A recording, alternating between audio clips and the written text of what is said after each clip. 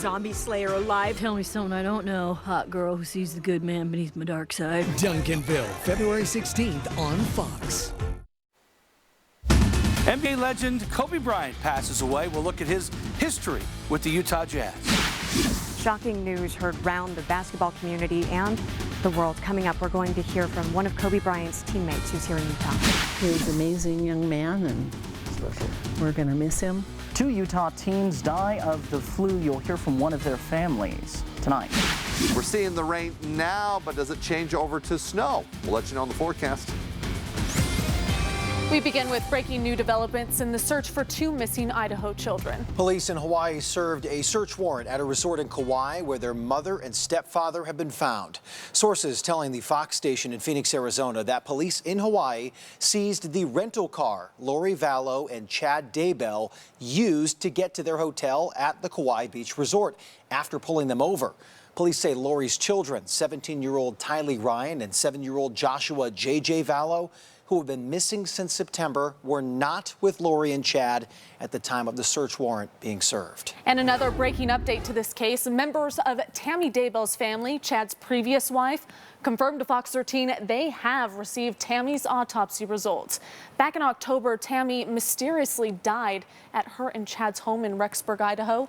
But in December, police exhumed her body from the cemetery in Springville, Utah, because they believe the nature of her death may be suspicious. We have placed calls tonight. We're waiting for more information from investigators. Stick with us on air over on fox13now.com and on social media for the latest updates on the search for JJ and Tylee. Our other top story tonight, of course, is one being felt around the world, the tragic death of NBA star Kobe Bryant. He, his 13-year-old daughter, and 7 others were killed this morning in a helicopter crash in Calabasas, California. This is a live look from Malibu tonight, where LA County Sheriff Alex Villanueva about to give an update. He's giving one right now. We are monitoring that news conference, and we will update any new information that comes from it. All day today, we've seen an outpouring of sadness and love from fans to athletes. Now, many teams held moments of silence. People from all walks of life have posted messages paying tribute of Kobe on social media. And tonight, former teammates of Kobe living right here in Utah are remembering one of the greatest basketball players to ever play the game. Fox 13's Elle Thomas spoke with Mark Madsen today. He's the men's basketball coach at Utah Valley University, and he's also a longtime friend and former teammate of Kobe Bryant's. Mark says he's known Kobe since they started playing together in 2000 for the Lakers, but he says it's the man off the court that he'll remember the most. I do have some team photos with Kobe right here. Sitting in his office at Utah Valley University. Kobe is, where is he? Kobe's right here, right between Dr. Buss and Phil Jackson, and I'm down here in this corner. Looking at pictures. Kobe's the most talented player I've ever played with, for sure. Mark Madsen, UVU's men's head basketball coach, is reminiscing on the good old days. A lot of times I said to myself, how am I even in this locker room? How am I even here? Because Kobe and Shaq were so talented. Sharing a smile. A lot of people were nervous to ask Kobe for autographs, including me. And a few awkward dance moves. But today? That was just after Lakers had won a championship and we were all celebrating. He can't help but get emotional. I thought it was a trick or a hoax or a joke or something. The news of Kobe Bryant's passing, his former teammate and friend of 20 years, hitting hard. I just thought it can't be true. He's still in shock, but Mark hopes the world will remember Kobe the way he will. Not a lot of people got to see him behind the scenes, but behind the scenes, he was a wonderful person. A family man. He cared about his family. He cared about his daughters. He cared about his wife. A friend. He helped me become a better player. He helped me have more confidence in myself. A legend. And I think Kobe brought so much joy and passion and fun into people's lives. I feel grateful and fortunate that just to have been alongside someone like that. Mark says he does hope to attend the funeral, and if he could say one thing to Kobe's family, it would just be that he loves them and he's so sorry for their loss. At UVU, Elle Thomas, Fox 13 News, Utah. There's a makeshift tribute to Kobe Bryant at Vivint Smart Home Arena tonight. Now, this is a live look. It is at the Utah J-Note in front of the arena. Many Utahns remember watching Kobe play so many games here, and this memorial has just been growing throughout the night. Fans dropping off flowers and even Lakers hats that you see there. One Lakers fan was so heartbroken by this tragedy that he was just looking for others who were also mourning Kobe's death. That's just how I ended up down here. I just was unsure what to do really, so I just thought I'd, come down to the arena and do a couple laps, see if there's any kind of, tribute going on for him. So here we are. Many people going there tonight. And the Utah Jazz also releasing a statement tonight saying in part, "We are shocked and saddened to learn about today's tragedy involving Kobe Bryant and his daughter Gianna. From the time he entered the league, Kobe was a generational talent and one of the most competitive players in the game." To see the Jazz's full statement as well as reaction from other Utah leaders and Jazz players, head over to fox13now.com. Continuing our coverage tonight, Fox 13 Sports Director Jeff Rainier with a look back at the legacy Kobe Bryant had right here in the Beehive State. Now, Jeff, Kobe had quite the career against the Jazz. Yeah, just shocking news of the death of Kobe, one of the greatest NBA players of all time, and had a long history with the Utah Jazz. From his first year in the NBA as a 19-year-old rookie, he put up 4 air balls in the final minutes of Game 5 of the second-round playoff series against the Jazz. His teammate Shaquille O'Neal said Bryant was the only one who had the guts to take shots like that. The Jazz team led by John Stockton, Karl Malone, went on to win that series 4-1. But Bryant went on to greatness, leading the Lakers to 5 NBA titles. He played all 20 of his seasons in the NBA with the Lakers. His final game against the Jazz in 2016, and he torched him with 60 points, leading the Lakers to a win over the Jazz in his final game.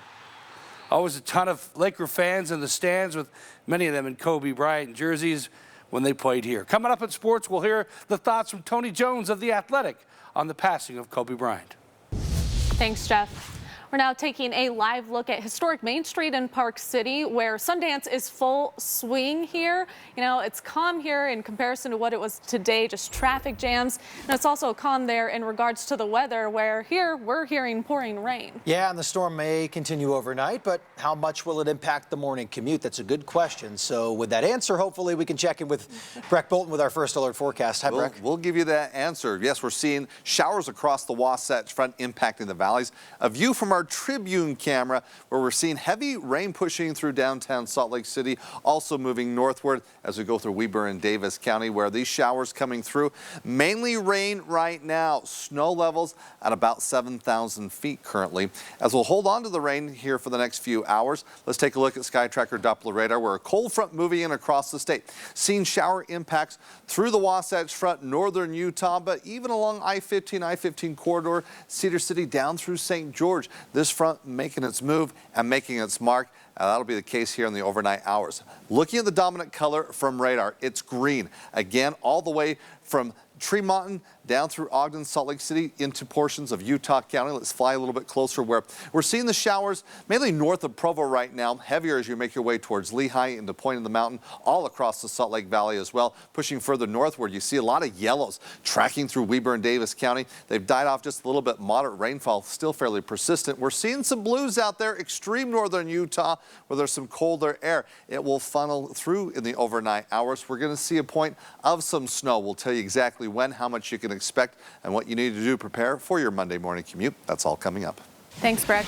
An update now to some breaking news we brought you last night. We now know the name of the woman who drowned at Crystal Hot Springs. Investigators with the Box Elder County Sheriff's Office say 51-year-old Christina Bailey of Logan died yesterday after being pulled from a swimming pool at the resort.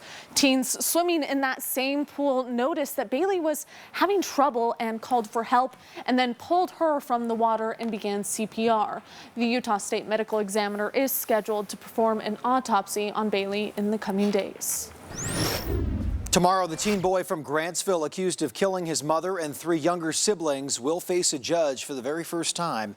Police say on January 17th, 16-year-old C.J. Haney shot and killed each of them, including his father, Colin, one at a time over several hours. Colin was able to get his gun away from his son and managed to survive the attack. The Haney family has received an outpouring of support from the community since the killings. CJ will be tried as an adult, but because of his age, he's only eligible for life in prison, not the death penalty. This weekend, 2 Utah classmates have died from the flu just one day apart. The Riverdale teens attended the Utah Military Academy. Fox 13's Spencer Joseph spoke with one of the cadets' families about what happened. This is an incredibly tough time for the family, but it was very clear to me speaking to them how special this young man was to them. Braxton Graham was like many bright young boys, full of personality and energy, until the unthinkable happened. She told me that they did not have good news, so I knew that he was gone. Waited for Dad to get there, and then we were able to go up and be with him. Braxton passed away Friday morning from complications of the flu. He was the first of 2 cadets to die at the Utah Military Academy this week from flu-related illnesses. 2, 3. Funny, quirky, very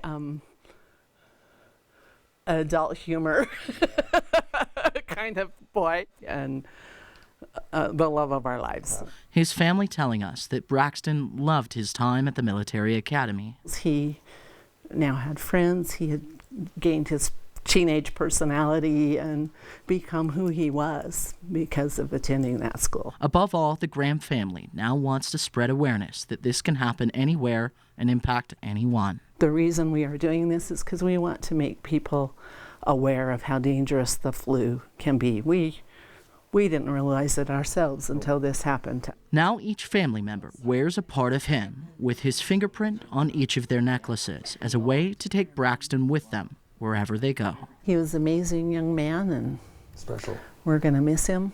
We have to think about how happy he and Grandpa are to be reunited, but we miss them both. His family also telling me that Primary Children's Hospital, where Braxton was taken, was incredibly kind to them, helping them all through this very tough time together. A GoFundMe page has been set up for the family already, and we have a link up on our website.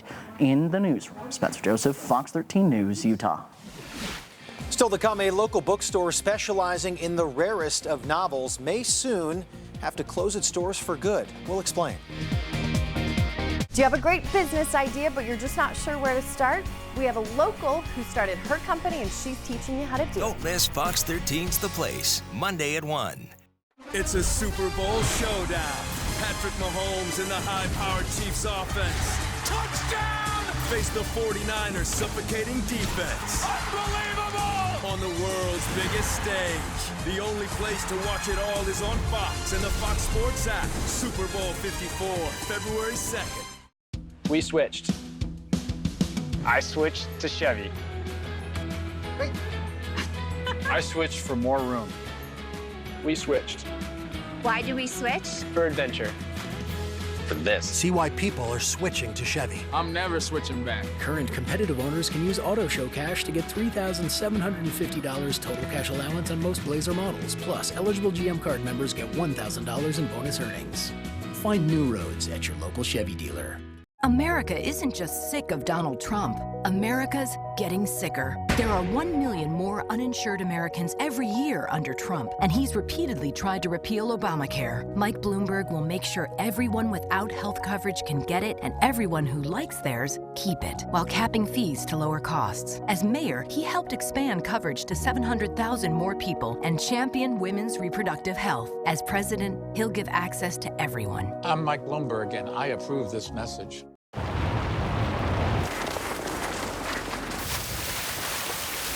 Road conditions can change in a matter of seconds.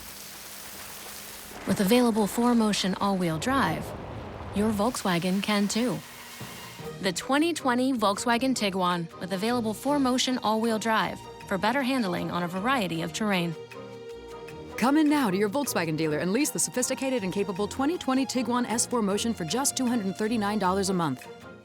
When severe weather hits, we're going to have snow showers developing throughout the day. There's only one place to turn. Fox 13's First Alert Weather. Let's connect. Welcome back. Brian, The go ahead. 2020 Utah State Legislature gets underway tomorrow, and one of the first things lawmakers will do is repeal that massive tax overhaul bill they passed last month.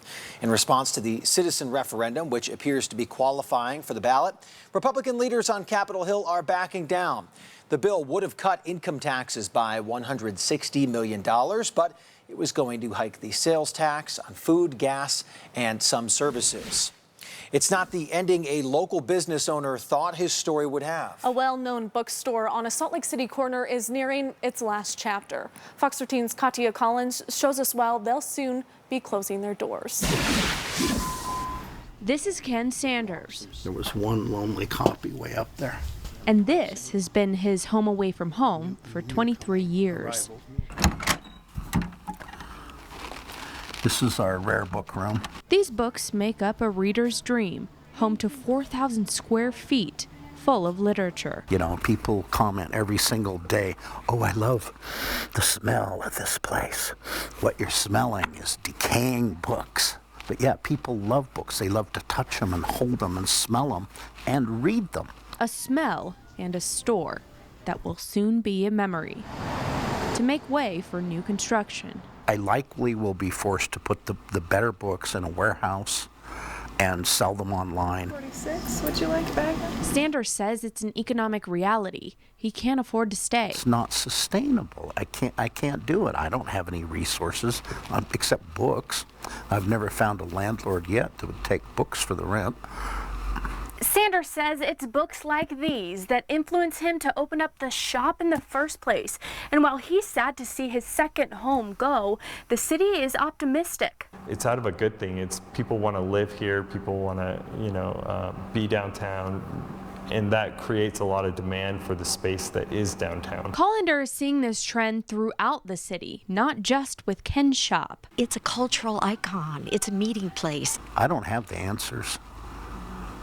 I wished I did. They're in one of these books somewhere. If I could just find the right one. In 12 to 24 months, these doors will close for good in Salt Lake City. All right, thank you. Katia Collins, Fox 13 News, Utah.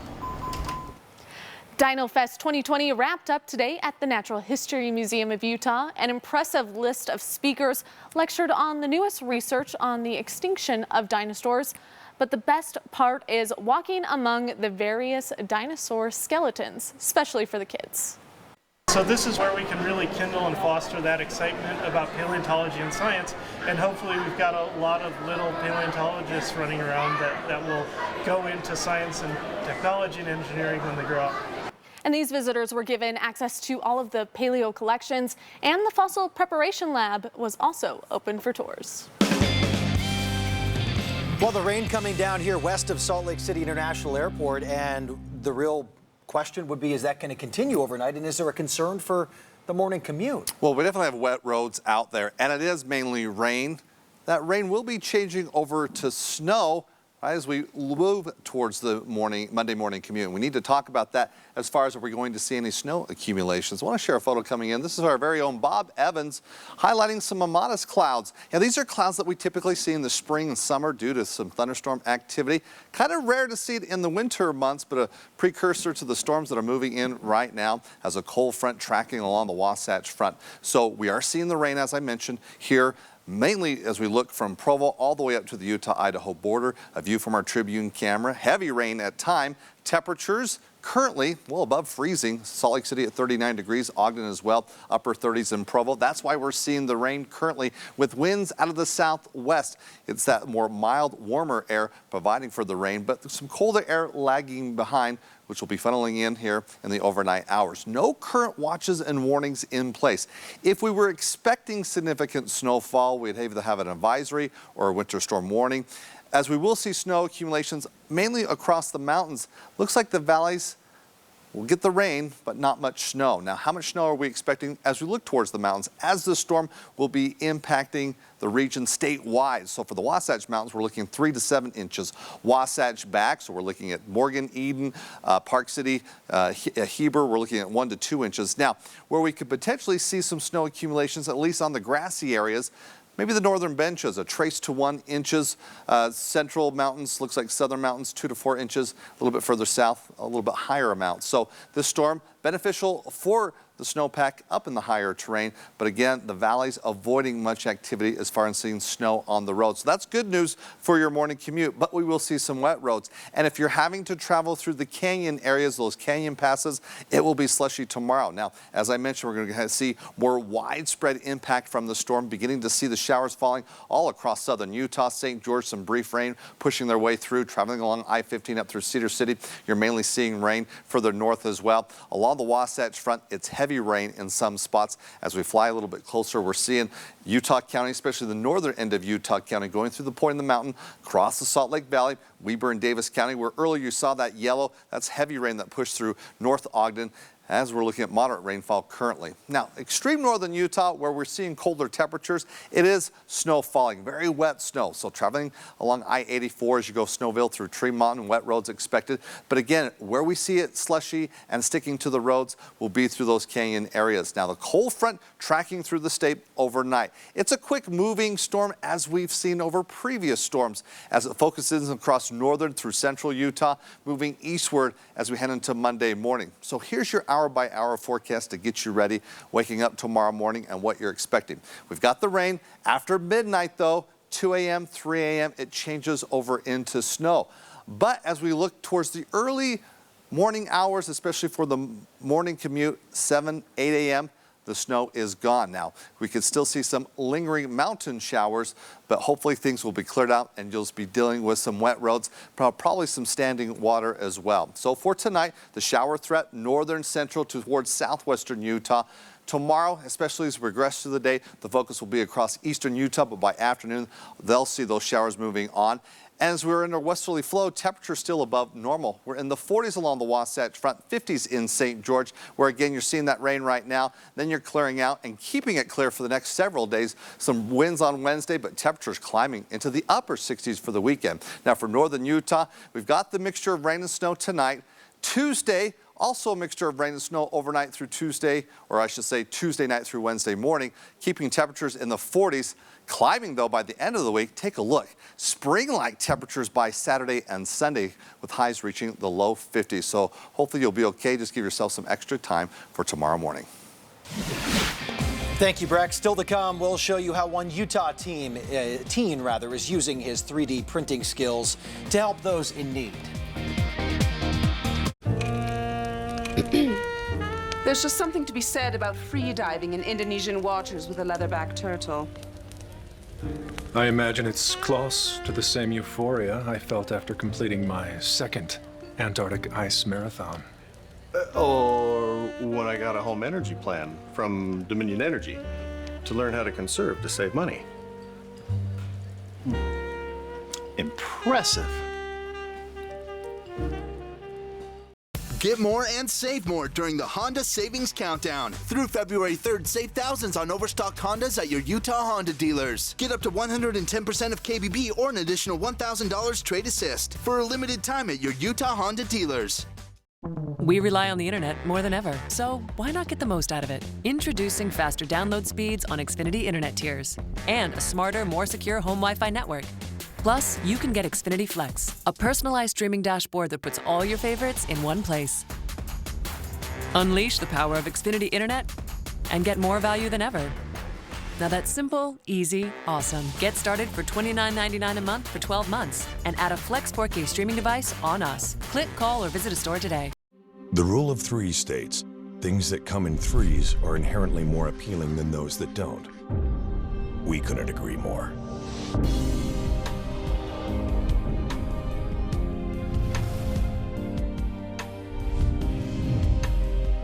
3 SUVs, 1 GMC. Current eligible non-GM lessees get this low-mileage lease on this all-wheel drive Terrain SLE for around $269 per month. We are professional-grade GMC. Who can it be singing in a mask? Excuse me, but I've just gotta ask, where have I heard that voice before? Maybe I need to hear them sing some more. Who can it be now? It's season 3 now. Can't wait.